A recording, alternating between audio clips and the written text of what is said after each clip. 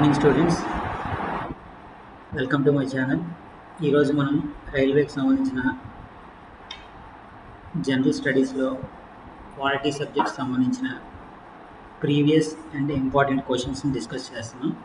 ఇది ఒక్కొక్క క్వశ్చన్ ఏంటంటే ఒక క్వశ్చన్ కాదండి, ఒక్కొక్క క్వశ్చన్ అనేది 5 క్వశ్చన్స్తో సమానం. సో మీరు ఈ టాపిక్స్ తెలుసుకుంటే ఆల్మోస్ట్ ఆ సబ్జెక్ట్ మొత్తం కవర్ అయిపోద్ది. సో అందుకే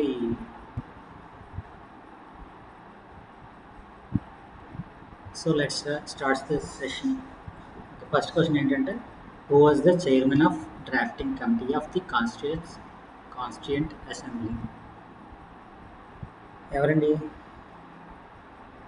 బిఆర్ అంబేద్కర్. ఈ డ్రాఫ్టింగ్ కమిటీ గురించి సింపుల్గా చెప్తాను చూడండి. ఈ డ్రాఫ్టింగ్ కమిటీ అనేది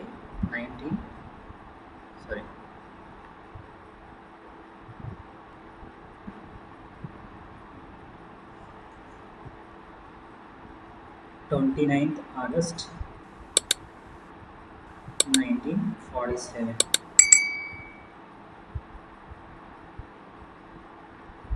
చైర్డ్ బై అంబేద్కర్ గారు. అలాగే ఈ కమిటీలో ఈ డ్రాఫ్టింగ్ కమిటీ ఏదైతే ఉందో అందులో 7 మెంబర్స్ ఉంటారండి, ఇంక్లూడింగ్ చైర్మన్తో కాకుండా అయితే 6 మెంబర్స్ ఉంటారండి. వాళ్ళు ఎవరంటే ఎన్ Gopalaswami Iyengar,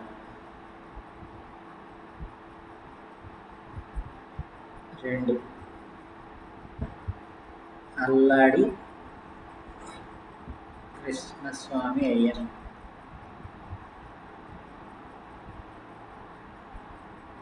third one doctor K M Munshi,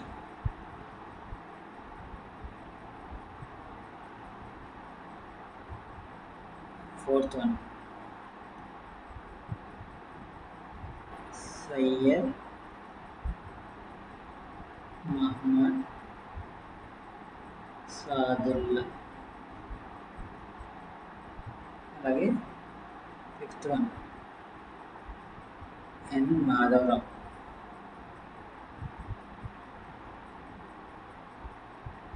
ఈయన బిఎల్ మిత్రాన్ని రీప్లేస్ చేశాడు. ఫస్ట్ బిఎల్ మిత్రా ఉండేవారు.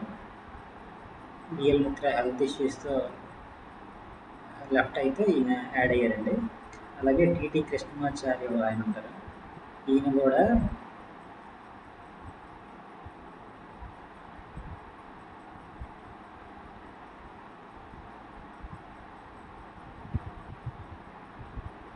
డిబి కైతాన్,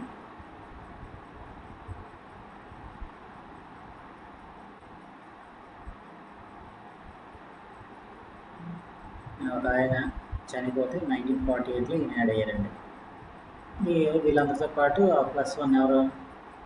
బిఆర్ అంబేద్కర్ గారు అనేది ఉన్నారు. Next second question, the constitution of India is republic.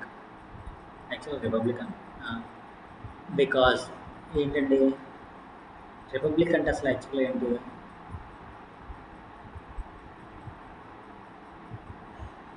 ప్రజల చేత ఎన్నుకోబడిన దేశాధ్యక్షుడు. ఎవరైతే దేశానికి హెడ్ ఉంటారో వాళ్ళు ప్రజల చేత ఎన్నుకోబడాలి. మన కంట్రీ ఏంటి? రిపబ్లిక్ అంటే ఏంటి? దీనికి answer it has no hereditary component. మన దేశంలో ఎలాగా అధ్యక్షుడు అంటే ప్రెసిడెంట్ ఎలా అవుతారు? MPs, Rajya Sabha plus Lok Sabha, MPs plus MLA vote షేర్తో అవుతారు. వీళ్ళని ఎవరు ఎన్నుకుంటారు? ప్రజలు, అంటే మనమే. సో ఇది మన ఎవరైనా దేశాధ్యక్షుడిని డైరెక్ట్గా కానీ ఇండైరెక్ట్గా కానీ ప్రజల చేత ఎవరైతే ఎన్నుకోబడతారో ఆ దేశం అనేది రిపబ్లిక్ అండి. మనం ఈ రిపబ్లిక్ అనే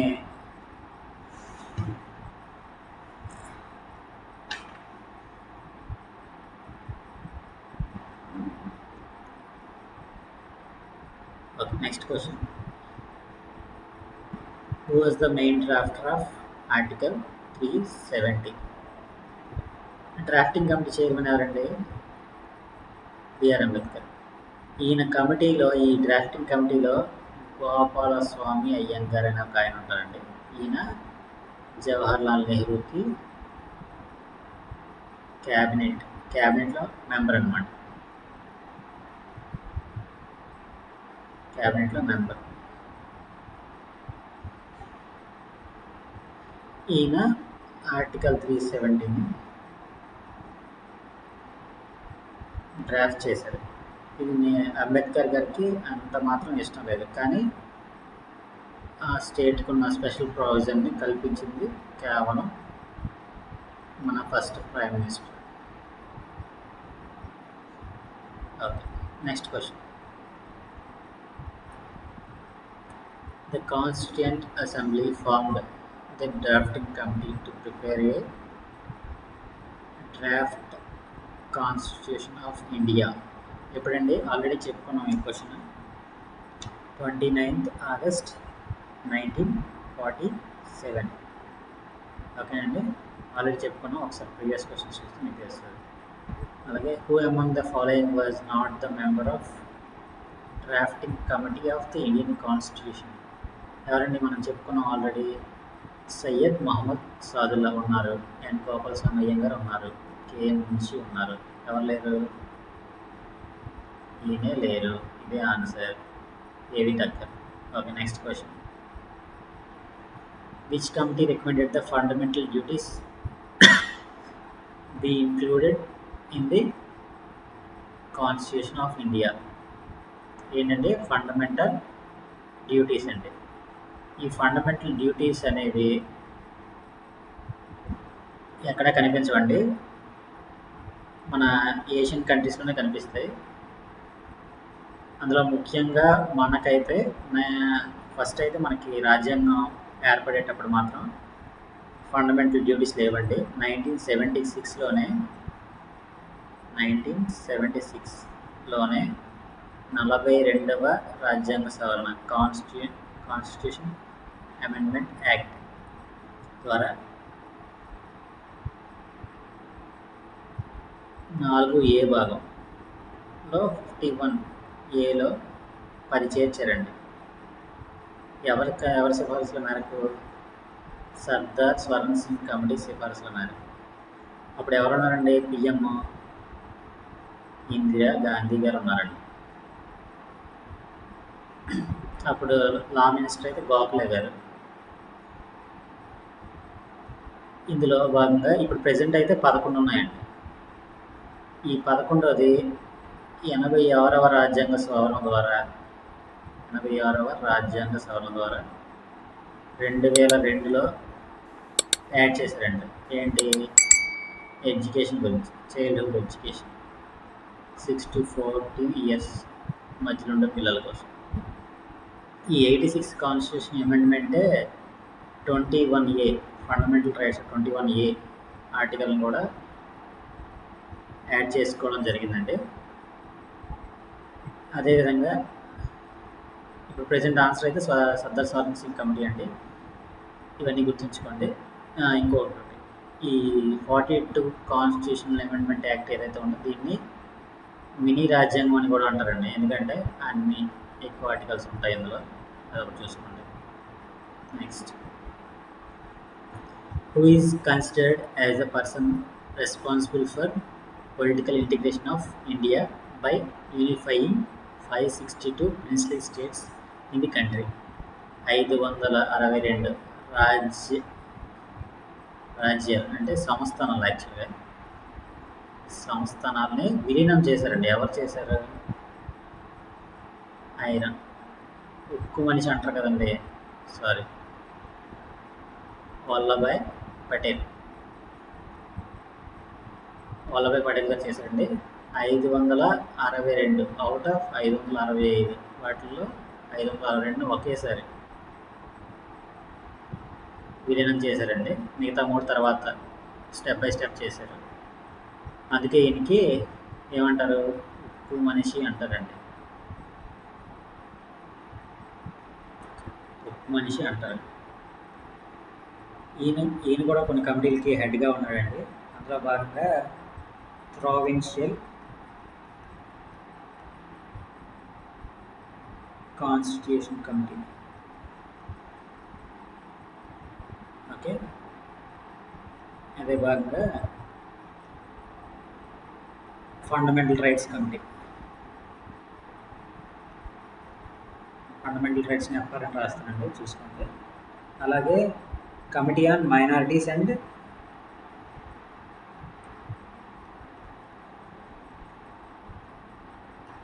ట్రైబల్ అండ్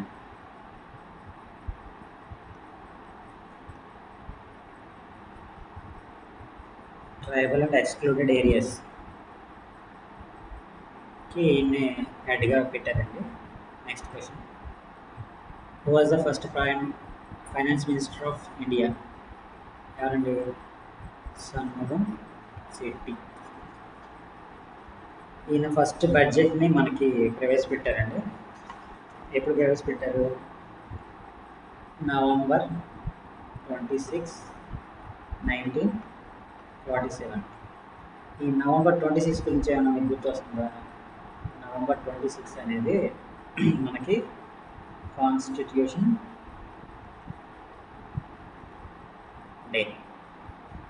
ఓకే, ఈ కాన్స్టిట్యూషన్ డేని ఎందుకు నవంబర్ 26 ఎందుకు కాన్స్టిట్యూషన్ డే? 2015లో దీన్ని ప్రకటించారండి. November 26, 1950.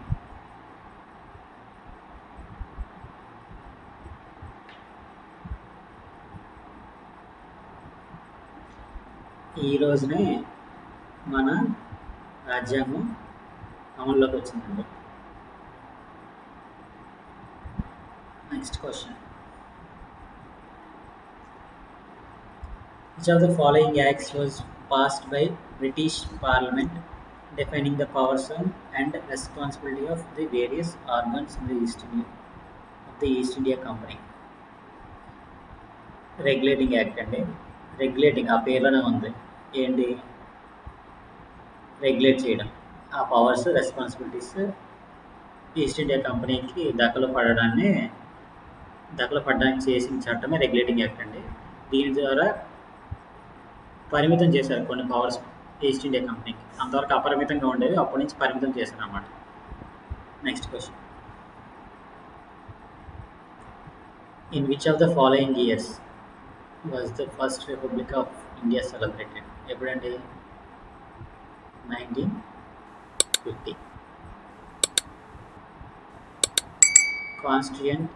Constituent Assembly drafted the Indian Constitution for independent India.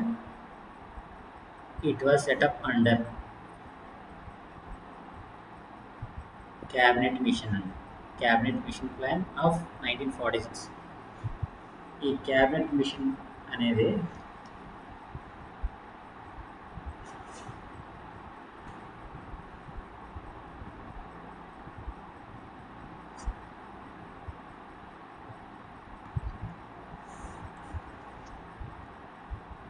ఈ కమిటీ అనేది 3 మెంబర్స్ కలిగి ఉంటుందండి. ఒకటి ప్రతి క్లారెన్స్, నెక్స్ట్ స్టాఫర్డ్ క్రిప్స్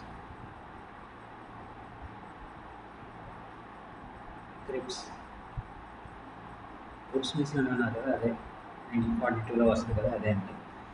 థర్డ్ ఏవి Alexander.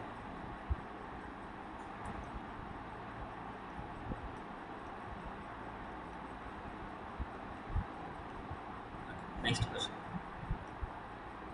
In which year was India declared a republic? 1950. Who was the president of the Constituent Assembly of India after independence? ఎవరండి? Doctor Rajendra Prasad. యాక్చువల్గా ఏంటంటే రాజేంద్ర ప్రసాద్ గారు కన్నా ముందు ఈ రాజ్యాంగ పరిషత్ ఏదైతే ఉందో, అదే కాన్స్టిట్యూషన్ అసెంబ్లీ ఏదైతే ఉందో, దానికి టెంపరీ చైర్మన్ ఒక నియమించారండి. ఆయనే సచ్చిదానంద సిన్హా అండి.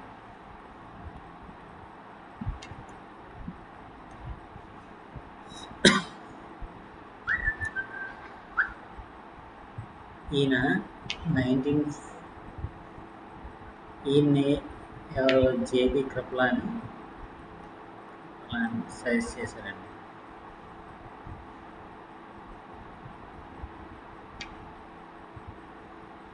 ప్రపోజ్ చేశారు. ఇది ఎక్కడి నుంచి తీసుకున్నారు? ఫ్రెంచ్ వాళ్ళ దగ్గర తీసుకున్నాండి. ఎందుకంటే ఈయన oldest member of the constituent రాజ్యాంగ పరిషత్కి ఓల్డ్ మెంబర్ అండి. యాక్చువల్లీ అంటే ఇంతకుముందు చాలాసార్లు మెంబర్గా చేశాడు. సో అందరికన్నా ఓల్డెస్ట్ ఈయన అని చెప్పేసి ఈయన December 9th, 1946, December 11th, 1946 ఈ 2 మీటింగ్కి చైర్మన్గా ఉన్నారండి. దీని తర్వాత రాజ్యాంగ పరిషత్ హెడ్గా మన ఎవరు రాజేంద్ర ప్రసాద్ గారిని, డాక్టర్ బాబు రాజేంద్ర ప్రసాద్ గారిని ఎన్నికైన తర్వాత ఈయన తొలగిపోయారండి. ఇప్పుడు ప్రజెంట్ ఇదే ప్రొటెం స్పీకర్గా పిలుస్తున్నారు. ఈ Sachchidananda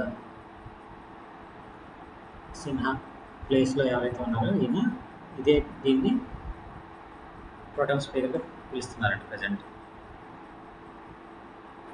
Who chaired the first meeting of the Constituent Assembly of India? Sachchidananda Sinha. ఎప్పుడండి? December 9th, 1946. Next. Who among these given is known as calligrapher of Indian Constitution? రాజ్యాంగాన్ని తన స్వహస్తాలతో రాసింది ఎవరంటే ప్రేమ్ బిహారీ నారాయణ్ రైజాదా. థ్యాంక్ యూ అండి.